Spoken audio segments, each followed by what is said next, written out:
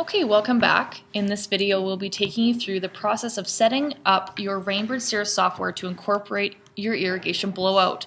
This can be accomplished by adding new programs and schedules in this software.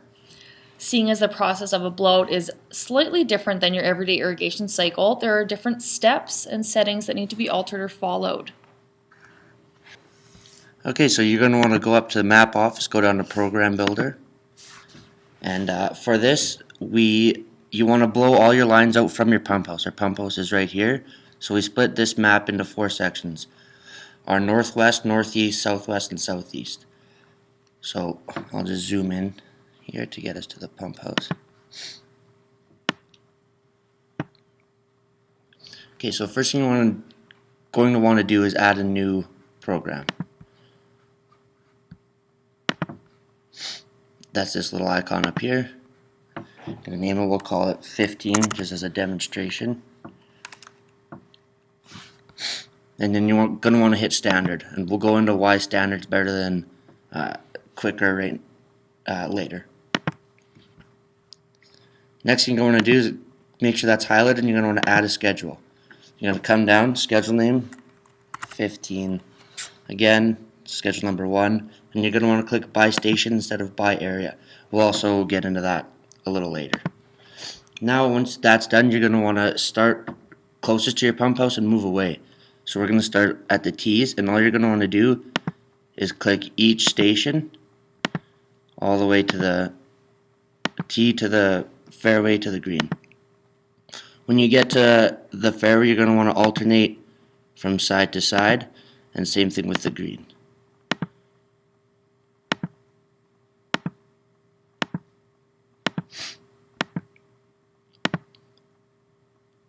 Alright, and once that's done, that hole's done, you can come back here, and if you want to, you can add a new program for another hole, and keep going until your whole course is completed.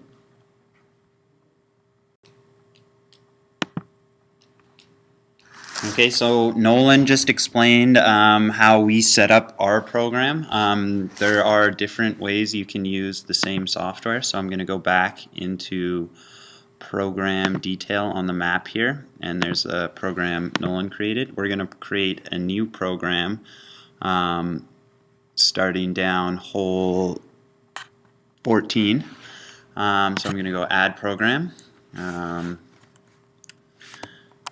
Test blowout 14. And so Nolan changed it to standard, but if you use the quick method, you'll see what pops up here is the same menu that pops up when you create other programs.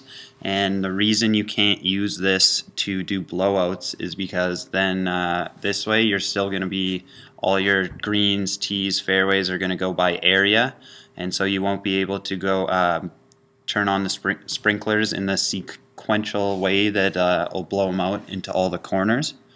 So that's why we don't use that. Go back and test. And so if we go to the standard again and you hit OK, and then you were going to add a schedule. The same thing is if you do it by area. So we'll have 14 tests, and you go by area. Instead of being able to click the individual sprinkler heads, you can click the green and then all, and then so that'll cover all your green, which again we don't want because we're trying to push out everything in an efficient format into all of the corners. And then lastly, if you were to try and create the program from this page here, and you create the program like we created some of the other programs, you'd have to have a hard copy of your map or something like that, because as you can see from Nolan, what Nolan created here, if you go into it,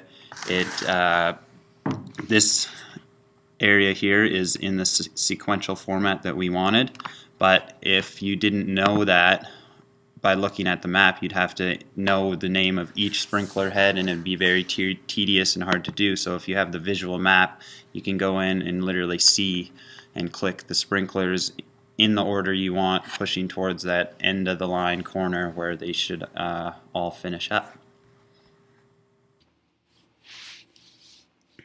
So we just showed you how to set up blow up for a single hole, and why we chose the settings that we did, not going by area, but going by selecting the correct heads in a specific order so that it blows by sequence. And the reason we do that is, now that we have our whole program here, if I open up the blowout for if I open up the blowout for the southeast corner, we made 4 separate programs for the 4 quadrants of the course, so everything blows from the pump house down into each corner, kind of in the most efficient way possible. So if I click on this southeast blowout here, and I go back up to the pump house,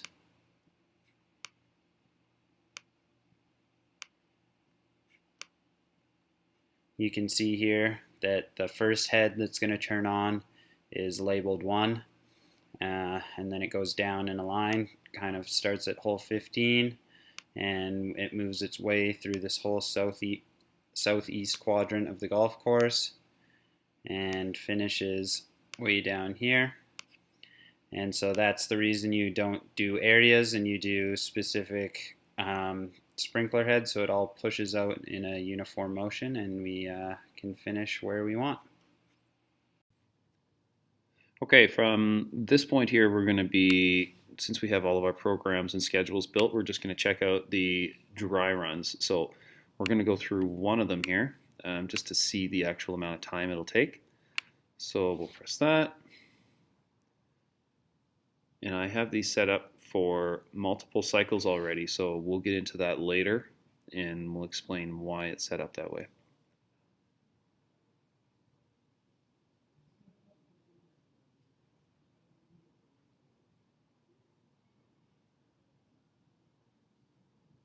So this is obviously set up over a 24-hour period, but it just shows you how we can effectively run the station or the schedules one after another. And then from there, you can go into this section here, expand it, we'll go to the properties, and this is where we have our start time set out. So we'll do that, and then we'll run the whole program and see what it's like. So in here in the property program properties for each schedule, you can go in and you can set up sequential settings. You don't want to have optimized. You want it to be able to do the heads in the specific order that you've selected. Now keep in mind here, we've had to set our water budget to 30 because we want to run each head for 3 minutes. And these are our set start times at 8 a.m. right now. So now if we click on one of the programs and go in, we want to make sure that our multi-steps is set to 1. That way it sets and fires off only one station at a time. And then here you can see that based on our dry runs that we did, the time frames can be set. So in this case, our first dry run went 6 hours and 40 minutes for 127 heads. So we just went 6:20, and then our second run starts right away, and then 6 hours and 20 minutes later, our next run starts. So that gets us our total 3 complete blowouts. I don't think there's anything there. Nope. Just click all those. Go back to this. Oh. Just click them all. So we're going to do dry run for all of them? Yeah. Okay. So now what we're going to do, once we've done all the individuals and found out exactly how long each run time goes, we're going to select all of them and do another dry run.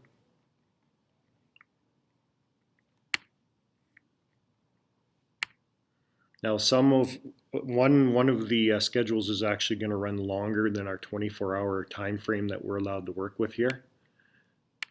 But this will give us a rough idea of what's going on for the entire dry run for that 24-hour period.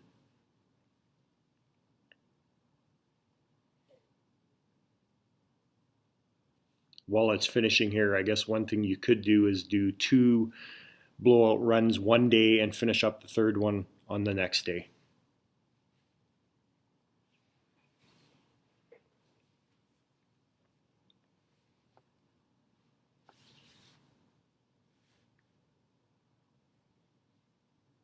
So basically here is we're showing that it's running a certain threshold that it won't force too much pressure into our pipes, but basically over a 24-hour period everything looks good based on the dry run information.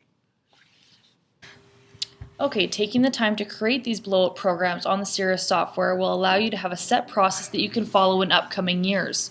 Also, the time it takes to complete a full blowout is potentially decreased, while also reducing the risk of any possible accidents that could occur during a manual blowout practice. Thanks for watching.